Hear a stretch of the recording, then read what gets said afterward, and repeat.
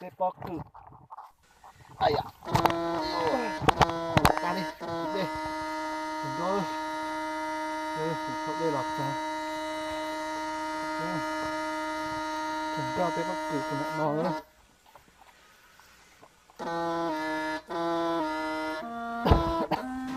Đây là xe hàn rồi. Rồi ơi.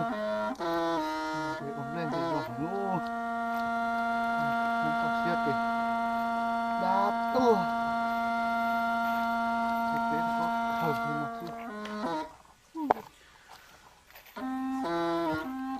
Đây thọ kế cho mua.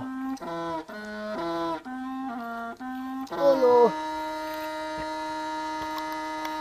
Đây.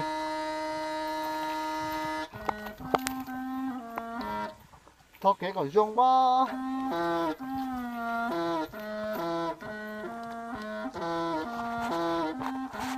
Đây để để.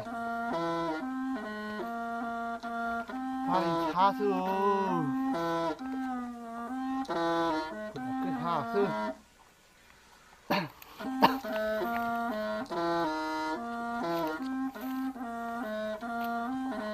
Ui, khá đâu ạ.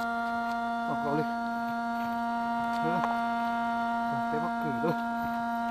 Cái bắp cử. Hay đi, hay.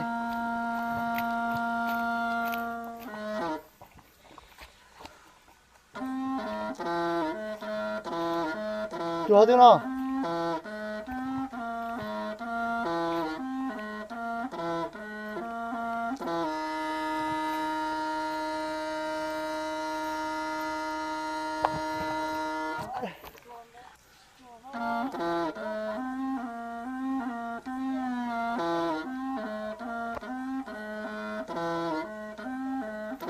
Cá su thì cháu.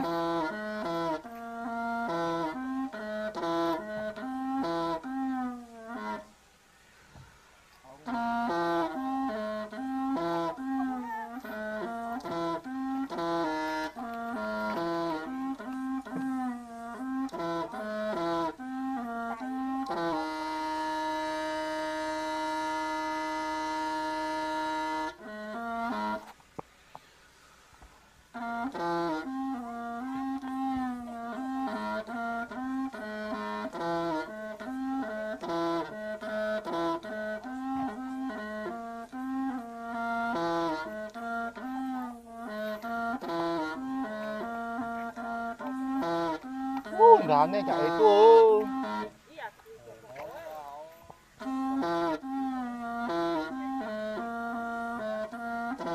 Cá su chỉ táo nó. Cho thế mù.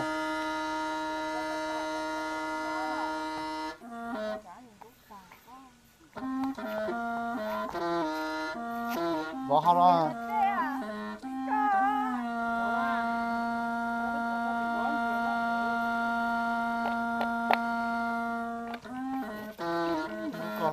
Cho cánh thẹn.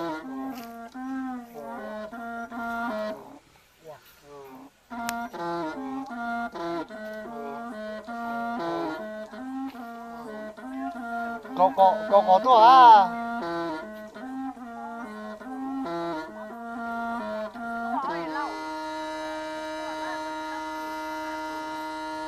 Cái gì thì có no nữa.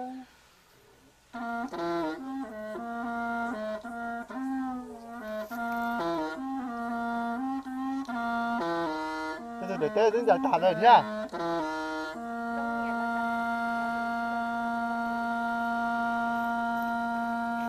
Đây cháu bóc cửa chuột nhá. Để chị cho nó ha.